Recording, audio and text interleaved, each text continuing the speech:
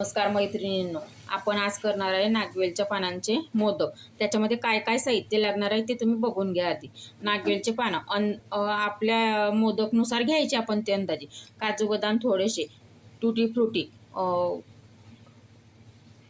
गुलकंद आणि बडीशोपला ते छोटे छोटे मुलं खात नाही का ते, त्या पुढे आणले मी।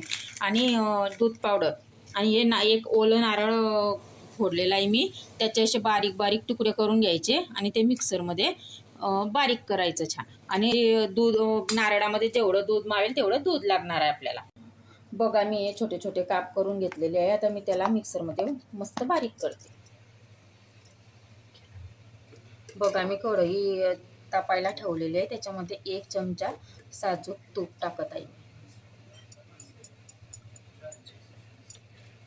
मला थोडं कमी वाटतंय म्हणून मी दुसरा चमचा पण टाकत आहे।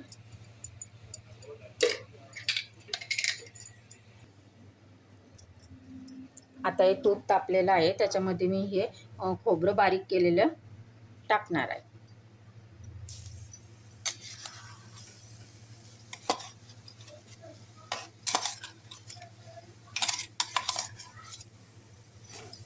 याला आपण आता थोडंसं परतूया।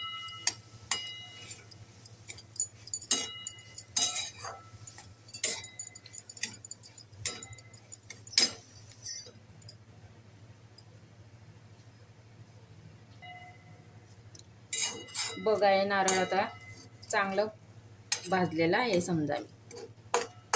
त्याच्यामध्ये आपण आता मिल्क पावडर टाकूया। 2 कप नारळाचं मी बारीक केलेला हे होतं, तर त्याच्यामध्ये अर्धा वाटी मी मिल्क पावडर टाकलेली आहे। याच्यामध्ये मी आता मिल्क पावडर टाकलेली आहे अर्धी वाटी। तर आता मी साखर पाऊण वाटी घेतलेली आहे। तुम्ही तुमच्या अंदाजानुसार पण टाकू शकता। कसं कोणाच्या घरामध्ये फिकट खातात, कोणाच्या घरामध्ये गोड खातात। आमच्या घरी सर्वांना गोड आवडते, प्रांशूपासून माझ्यापर्यंत सर्वांना। याच्यामध्ये मी आता साखर टाकलेली आहे। आता या साखरेला पाणी सुटत नाही तोपर्यंत आपण असं हलवत राहायचं आहे। साखर टाकल्यानंतर लगेच आपण त्याच्यामध्ये दूध मिक्स करणार आहे। मी अर्धी वाटी घेतलेली आहे, तुम्हाला जसं योग्य वाटेल तसं करू शकता, नाहीतर मग अर्धी वाटी खूप आहे याला।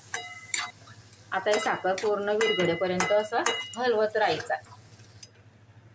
याच्यामध्ये मला दूध कमी वाटत होतं म्हणून मी अजून थोडंसं दूध मिक्स करते याच्यामध्ये। आता होईस्तोवर आपण असं हलवत राहायचं। हे नागवेलचे पानं मी धुवून घेतलेले आहे आणि याला जे देठ आहे ते असं काढून घ्यायचं आहे। आणि एका पानाचे 4 तुकडे करा, कात्रीने कापा, नाहीतर कसेही करा आणि मिक्सरच्या भांड्यामध्ये बारीक करूया। बघा हे नागवेलचे पाने मी आता बारीक केलेले आहे, त्याच्यामध्ये थोडंसं पाणी मिक्स करून आता बघा मी ते पूर्ण पानांचं बारीक केलेलं मिश्रण याच्यामध्ये मिक्स केलेलं आहे।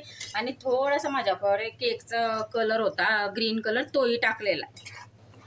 तुमच्याकडे जर अवेलेबल असला तर तुम्ही टाकू शकता, नाही टाकलं तरी याला रंग खूप छान येतो पानांचाही। याला आपण घट्ट होईस्तोवर असं हलवत राहायचं आहे। तोपर्यंत आपण आता याच्या पानच्या मोदकमध्ये पान मसाला मिक्स करून ठेवूया। पानाच्या मसाल्यामध्ये आपण आधी गुलकंद टाकूया।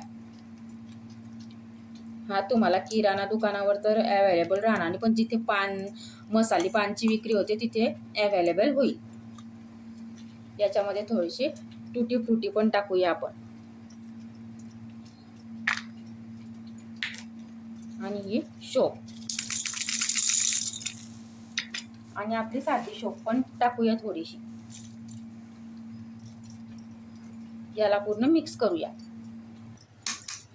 याच्यामध्ये मी हे काजू बदामचे मिक्स हे केलेलं आहे मिक्सरमध्ये बारीक, ते पण टाकलेलं आहे थोडंसं। तुम्हाला जर हे आवश्यक वाटलं तर टाका, नाहीतर नाही टाकलं तरी चालेल। आणि हे ओलं खोबरं थोडंसं राहू दिलं आहे मी, त्याच्यातलंच ते टाकूया। हा झाला पूर्ण पान मसाला रेडी। याला मी आता मिक्स करते। बघा आता आपलं सर्व घट्ट झालेलं आहे मिश्रण। याला आपण आता थंड करायला ठेवूया। बघून घ्या तुम्ही आधी. आता याचे मस्त आपले मोदक तयार होतील. आणि पानाचा मसाला टाकूया. ताटमध्ये काढत आहे मी ते मिश्रण आता पूर्ण थंड होण्यासाठी. याला आता आपण फॅन खाली ठेवूया, तिथे लवकर थंड होईल. बघा हे मिश्रण मी आता थंड होऊ दिलेलं आहे आणि आपण आता त्याचे मोदक बनवूया. या मोदकच्या भांड्यामध्ये मी आधी तुम्हाला एकच करून दाखवते आहे.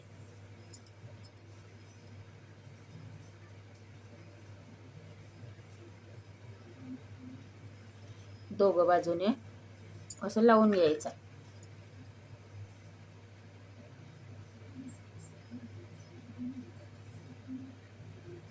आणि मधला भाग पूर्ण थोडासा काढून घ्यायचा. मग त्याच्यामध्ये आपण आता मसाला टाकूया.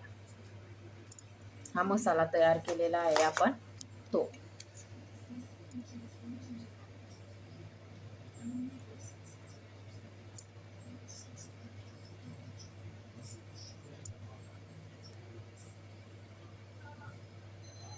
बघा हे 4 मोदकचं मोल्ड आणलेलं आहे मी. दोघंकडून ग्रीन कव्हर करून घ्यायचं आणि मध्ये मसाला भरायचा. मसाला तुम्हाला लागेल तेवढा भरा. मी थोडा थोडा भरते. थोडा थोडा चांगला लागतो आणि त्याच्यामध्ये पूर्ण पानाची टेस्ट येते मग आपल्या मोदकला. बघा हे मोदक आपण काढ. अरे वा किती छान झालंय बघा. चालू नाही केलाय. बघा आता किती छान मोदक झालेले आहे आपले. तर बघा आता हे आपण बाहेरचं असं काढून टाकायचं.